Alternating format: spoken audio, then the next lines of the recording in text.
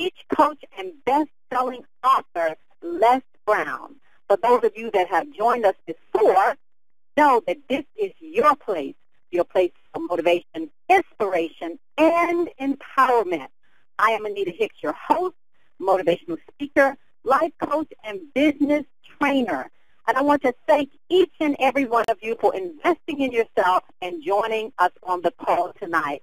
After the call, you will have an opportunity to hear ways that you can stay connected to Les Brown and his Les Brown Platinum family. But for now, the man of the hour is on board. Mr. Brown, how are you?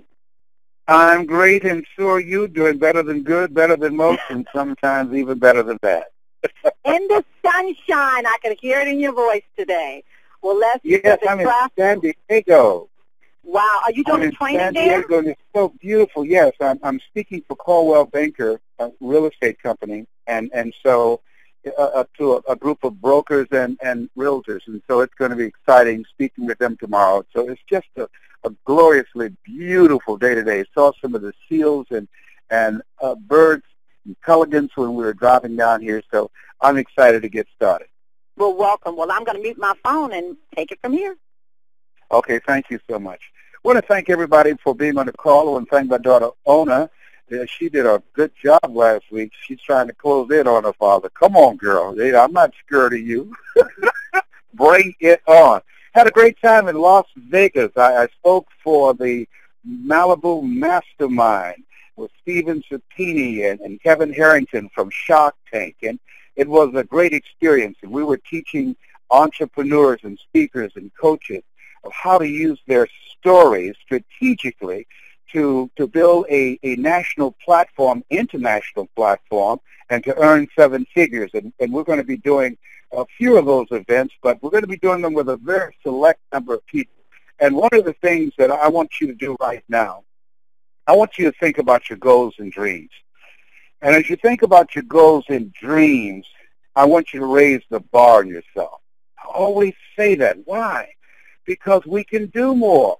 But unfortunately, because of mental conditioning, because of our circumstances, because of our relationships, in most cases, they rub off on us, and most people go through life doing just enough to get by, being average. And average is over. The time where you can just be average, the time where you can just do just enough to get by, that day is gone. There's so many variables that can affect your life. Even if you're the number one salesperson on your job, that company can have a merger or decide to restructure, and you'll be out of your job. Or an accident or a sickness of a loved one can change your life overnight. So this is a time that things are changing rapidly. It's the best of times, and it's the worst of times. So this is the time where you want to begin to align yourself with an elite group of people that I call hungry. If you want to make it today, you've got to be hungry. And most people are not hungry. Now, what do you mean by that? People that are hungry are willing to do the things today others won't do. People that are hungry manage their time. People that are hungry, they align themselves with people that they can learn from, that they can grow from, people that will stretch them mentally and intellectually, and people who have resources and contacts and relationships that can help them accelerate their progress in the direction of their dreams. People that are hungry are working to develop their talents and their abilities, and they stay away from people who are entertainment-driven, and they surround themselves with people that are achievement-driven. People that are hungry know that whatever they have done up to this point, and they have things, but they know that whatever they have done, it's only a tip of the iceberg of what's possible for them. People that are hungry are looking for ways to live full and to die empty. My daughter, Ona Brown, you can go online and check her out, Ona Brown, O-N-A, OnaBrown.com. She went to an event where Port Laureate, Maya Angelou spoke. And Maya, who now she's around 86 years of age, and they brought her in and they wheeled her on stage in a wheelchair. And Ona said during the presentation, it was standing room only, at a moment in her presentation, photographers were taking pictures, and she paused and said, "Excuse me, don't take any more pictures. I'm a teacher. I'm teaching now." And naturally, they respected her wishes. And she went on to give a very powerful and eloquent speech that empowered people, and people were in awe. And then they pushed her off the stage in her wheelchair, and she began to get her oxygen before going out to meet people. You know, I spent a full day with her at her home, and it's one of the most incredible life-transforming moments in my life. But what Ona was saying to me, Dad, here she was at 86, that she could call or had someone call from office and say, "I decline to do that speaking engagement. At this age of my life, I'm retiring. I'm not going out speaking anymore. I don't have anything else to share." At 86, and with an oxygen device, she spoke. She's still doing her work. She's still using her words to make a difference. She's still using her knowledge and her experience to make a mark. And I say to you, as you look at yourself, and look at your goals, forget about your years, and your years will forget about you. Push yourself. You're going to have some tough times. Things are going to happen. Some things will happen financially. Things will happen to loved ones. Some things will happen to you physically. I know about that. I just overcame a 19-year battle and defeated cancer. And so it was not easy. It was a journey the whole time. And so as you look at your goals and look at your dreams, one of the things I clearly know, and I believe this, and you can write this down, that life is a fight for territory. And once you stop fighting for what you want, what you don't want will automatically take over. Life is a fight for territory.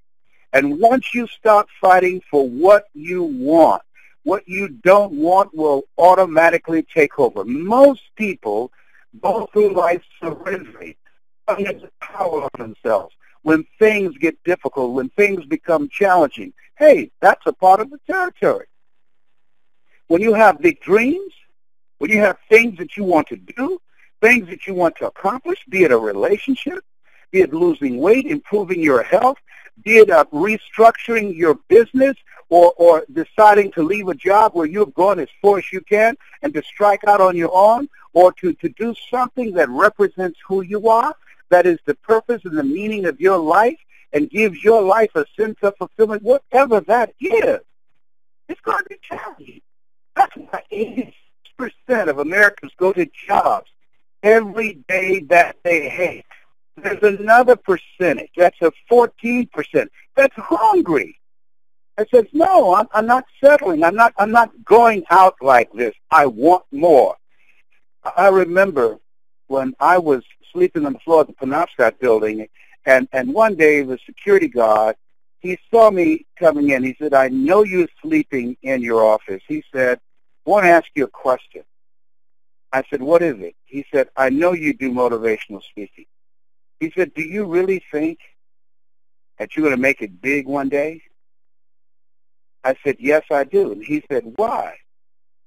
I said, "Because this is what I think about, dream about. I do work on it every day. I read about different speakers. I watch them. I listen to them. I study them. I go to seminars and workshops. When I'm speaking, it gives me life.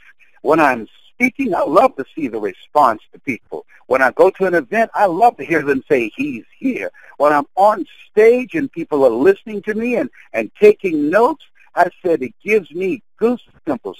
This is what I love to do. I was born to do this. I have to speak."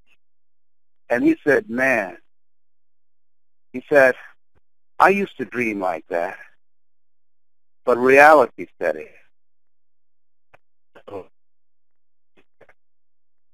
As a security person, I had some major setbacks.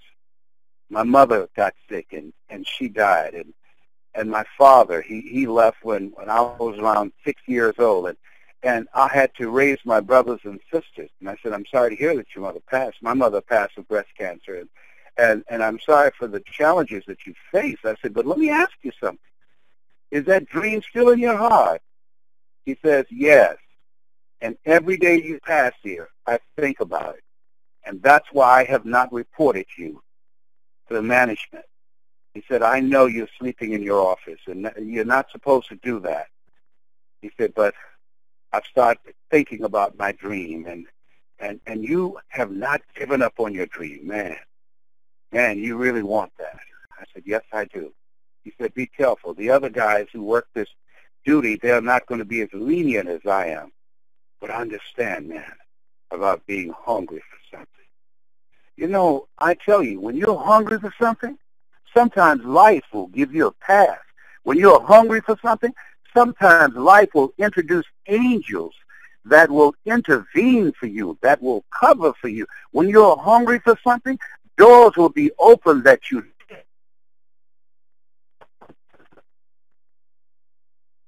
things, that the universe will yield and say, give her what she wants, give him what he wants. When you're hungry for something, the odds don't matter. I'm saying to you, whatever you're hungry for, don't let life or anybody or circumstances steal your dream. No.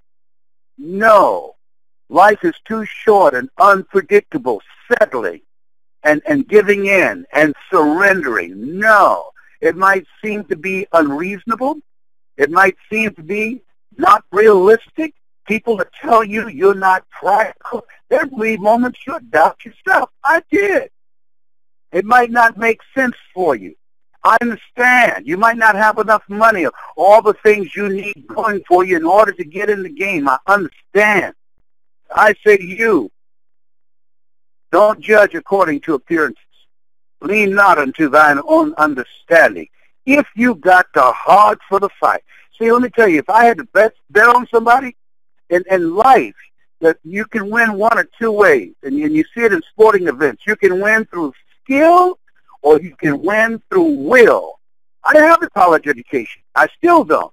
I didn't have the corporate training. I still don't. I had will.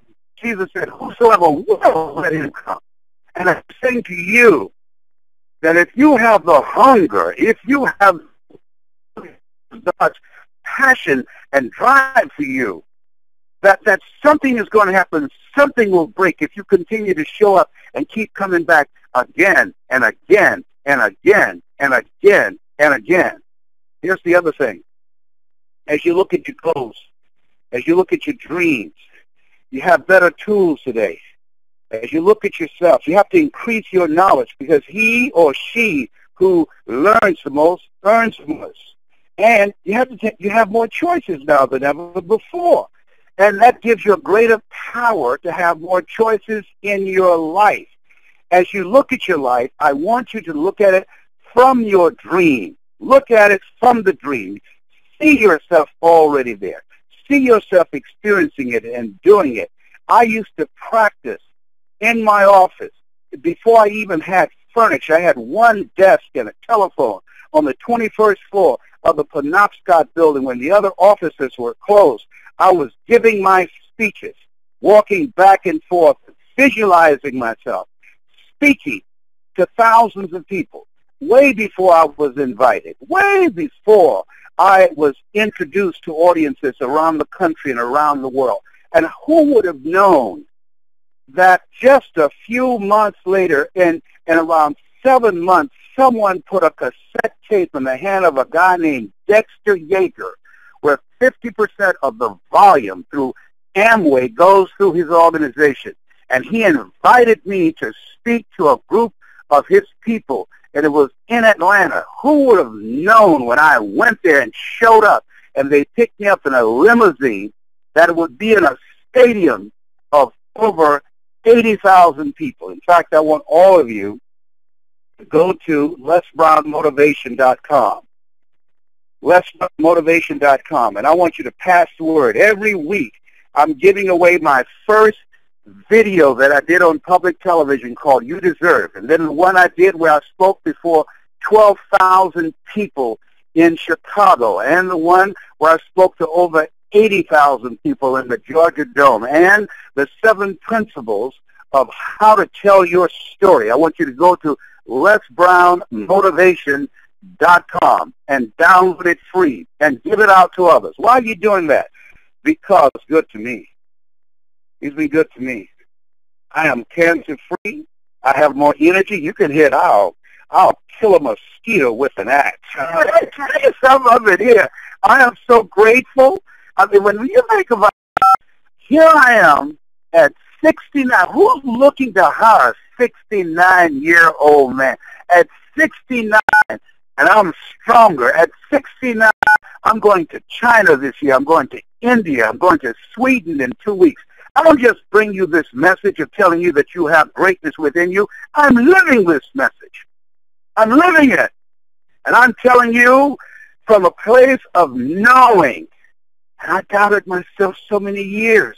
For 14 years. That's, I heard somebody say the other day, if they had to live their life over again, they would not change a thing. I can't say that. I cannot say that. If I had my life to live over again, I would not have procrastinated. I would have not doubted myself. For 14 years, I would have not ruled this life out for me. And you know why I did it? Because of an assumption. An assumption. I assumed because I didn't have a college education. I assumed because I don't have a PhD and an MBA. I assumed because I didn't have the money for 4-color brochures. I assumed because I had no experience.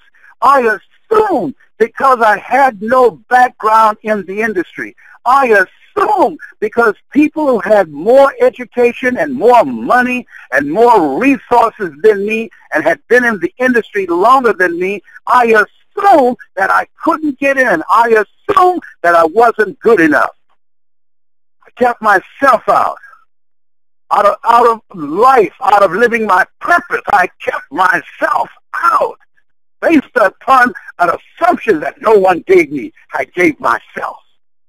What are you assuming about yourself when you're looking at your dream? What assumption are you allowing to hold you hostage?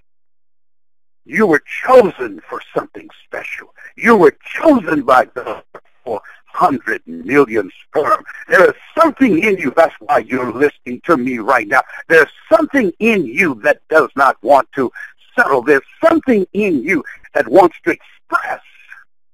Something in you that says, I know I can do more. This is not it for me. I'm not going to let this get the best of me. And that's what I had to do. Talk to myself. And to walk away from the assumption that I didn't have what it took. An assumption. I could have flipped at it, assumed that I could do it. So as you think about your goals, learn to tell your story, and the principles that I'm going to send you will give you guidelines on how to do that. Why? Because whatever business that you are in, you are the voice of the business. When Chrysler was in trouble years ago, they called Lee Iacocca to tell the story. Colonel Sanders, when he was alive, he sold his chicken. He sold it himself. You are the voice of your business.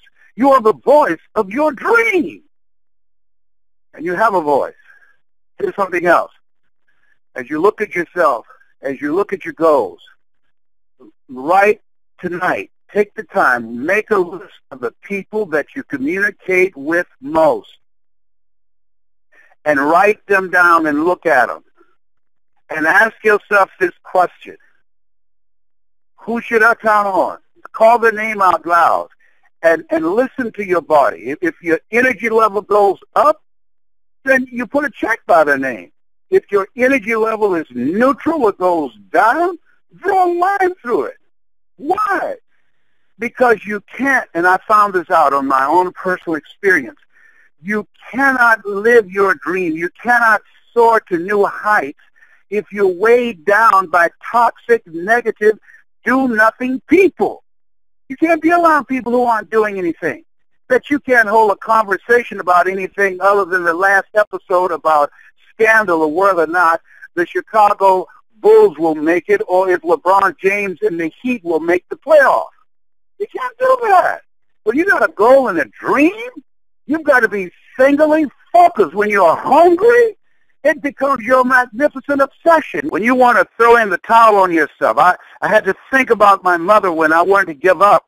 And I thought about my mother when I used to sit by her bedside and when I would rub her ankles that were swollen with arthritis.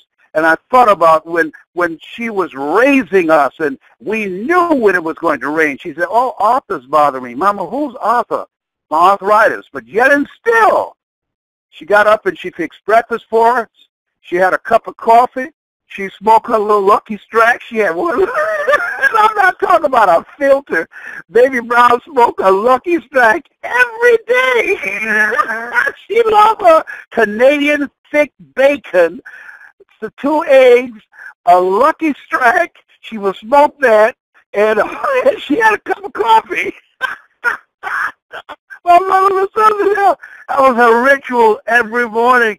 And she would get dressed to go to work on Miami Beach to clean homes and to keep children and cook for families in spite of her swollen ankles, in spite of her swollen knees. She made it happen.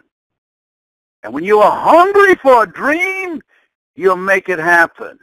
You'll figure it out. See, most people are living their fears because they're wimps. That's what I was for 14 years. I was a wimp. I didn't have the stomach for what it took to pursue my dream. I use excuses, of course, to give myself a pass. I don't have a college education. I never worked for a major corporation. I don't have any contacts. I don't have the 4-color brochures. Who's going to hire me to come in and motivate them to do something I've never done? I had all kind of excuses. See, in life you can either have excuses or you can have results.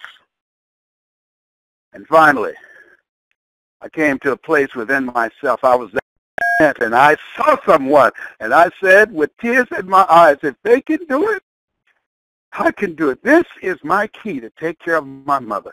This is my key to take care of my children.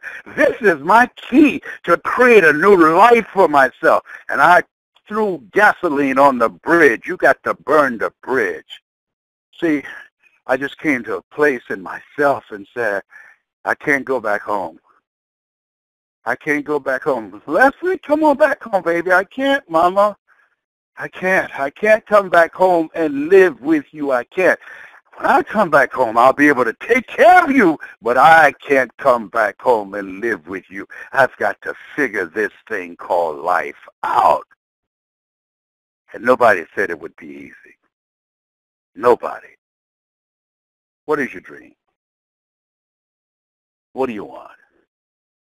I don't know where you are in your life. I don't know what you are going through or growing through. But here's what I know, based upon my own experience. Greater is he that is in you than he that's in the world. What's in the world? Rejection. What's in the world? Adversity. What's in the world? Opposition. What's in the world? Tough times. That's what's in the world. Yeah. And you've got some stuff in you. You've got greatness in you. You're greater than any situation in your life. You are greater than any setback in your life. You are greater than your circumstances.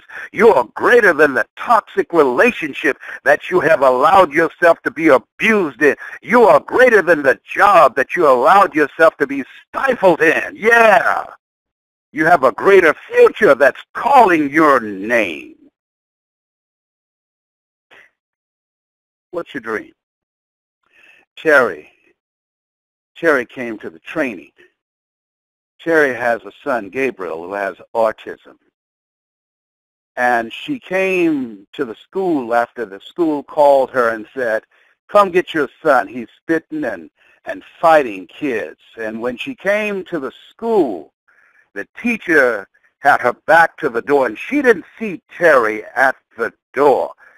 And the teacher pointed at Gabriel, Terry's son, and said, They don't pay me enough to teach this how to read. And Terry, at that moment, had a choice. And I'm sure you've been in situations where you had a choice to get angry or to take responsibility. She could have gotten angry, cussed the teacher out, gone to the principal's office or the school board to demand that the teacher be fired for what she said to her son and about her son before all the students. But rather than do that, Terry took responsibility. She walked over to Gabriel and grabbed him by his hand. See, Terry, if you see Terry, she has a dress on and she's going to stand out. You would know her if she came in a room because she has on her dress the word believe. That's her dream. She's doing word of mouth marketing. Believe. See, the school system didn't believe that Gabriel would ever be able to talk. The school system didn't believe that Gabriel would ever be able to read. The school system didn't believe that Gabriel could live a normal life, but Terry believed. This mother believed, and she took him home, and she started reading books, and she started working with him. She got the voices of friends like me and said, I want you to put something on a recording for Gabriel. Hello, Gabriel, this is Les Brown. You have something special. You have greatness within you. You are brilliant. You're going to make a difference in life. You're going to make your mother proud. You're going to make the world proud. Every night before Gabriel goes to sleep, his mother, Terry, plays recordings of friends for him to listen to before he goes to sleep, for his subconscious mind to be programmed. And one day after 4 hours of working with Gabriel, who never spoke a word up to this point, she got up, exhausted, ready to go into the room to lay across the bed, and as she was walking away, she heard the voice. She heard these words, Mama. See, sometimes a dream will call your name. Mama. She turned around.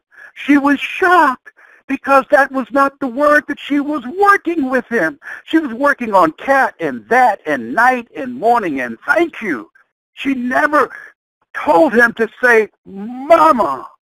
See, when you have a goal and have a dream and you give it everything you can, it's like it's in alignment with the scripture that's prove me now herewith, and I'll pour you out a blessing you have not room enough to receive. Mama. And that was the beginning of her dream. She believed that Gabriel would talk. I talked to Gabriel this weekend. I took pictures with Gabriel this weekend. Gabriel talks. Gabriel writes. Gabriel reads because she believes. She quit her job and she sells T-shirts and dresses with believe on there because it's the place from which she's living. Do you believe in your dream enough and willing to work with it enough until it would call your mama or daddy? Come on now. Oh, come on now. Come on. You have something special. You have greatness in you. Mama. Woo! Come on, Nita. Powerful, powerful. Les Brown, that's a powerful dream there. I tell you, that's powerful. That is so powerful. The unexpected. Wow. Anita, I see your list. I'm over here. Mama. I'm just still holding it. But go ahead, Stacy. Go ahead. Ooh, I'm over here saying, Mama. Ooh, I'm going to be quiet till I do the announcement, but Les Brown, ooh, wait, you tore it up tonight. I tell you, Mama, you got me over here jumping. I'm ready to fly. Les, that came from such a deep place. It shocked you. It was so powerful. That was a powerful. I know it's powerful when it happened Her son said that, but the manifestation of the words that you just spoke to us, we just felt it. It was so powerful.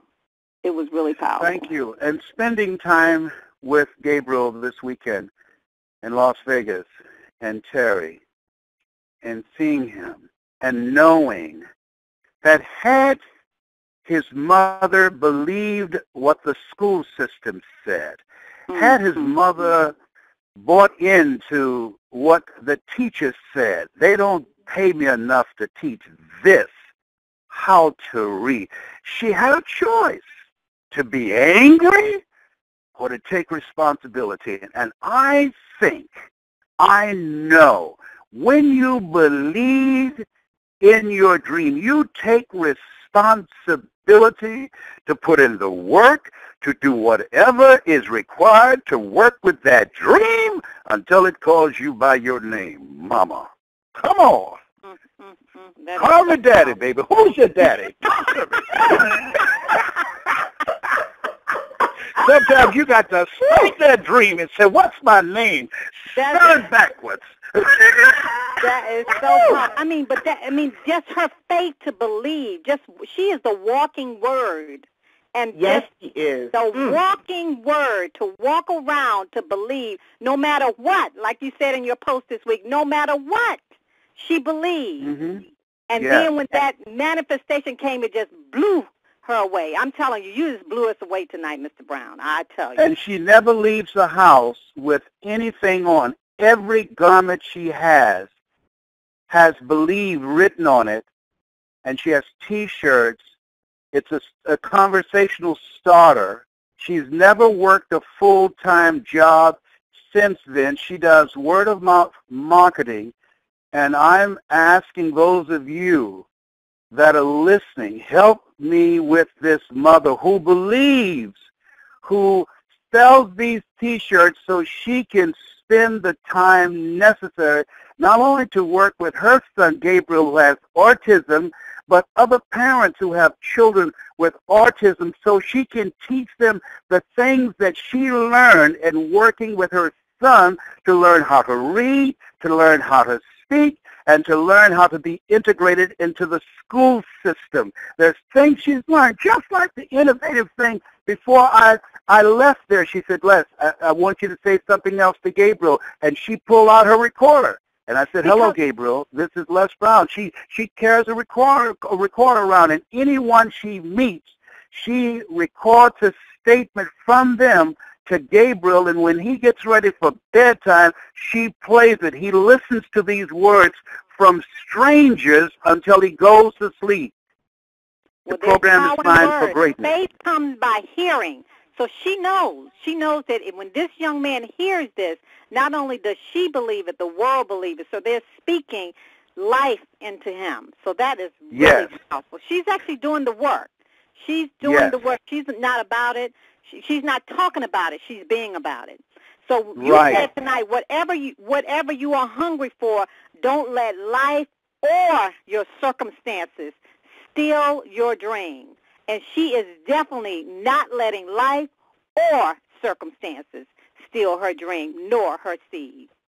That is just amazing. Yes. One of my nephews has autism, and hearing that story, that's why that mama it shook me to the core, because I know watching and seeing what that is so powerful. Unless I definitely want to contact her personally, get a shirt, and share that with my family, because that is amazing what she's doing. She's walking, as Anita said, by faith, and you delivered that message to inspire us all. There are no excuses. Now is the time.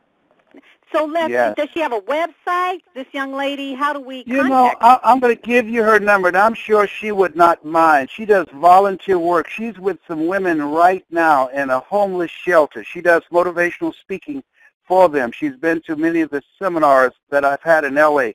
I'm going to give her number out, and I'm sure she'll be okay, because she needs to sell more T-shirts. But even while she's taking care of her son, she's making time in her schedule to speak to women who have been in abusive relationships and are homeless with kids, and she goes to motivate and encourage them. And they listen to the call every Monday night in Las Vegas. Her number is 702 243-8888. 8808. And what is her name? Her name is Terry, and his name is Gabriel Terry. 702-243-8808, 8808, and she'll give you the website, and you can then give it to everybody so people can order T-shirts. She's a wonderful mother, wonderful person. I've been working with her to tell her story about the power in believing. Powerful, powerful, powerful message. And Yeah. Thank you so much for being on the call tonight. Indeed, Thank you. It's a pleasure. It was a Well, phenomenal you know, I had to message. bring it after Ona was on last week. I had to bring it, honey. Ona has been burning it up. Yes, she Yes, has. Yeah. Ona was not playing, Les. Ona was not playing. I told her, we even had callers say that, yeah, we love Les Brown, but Ona.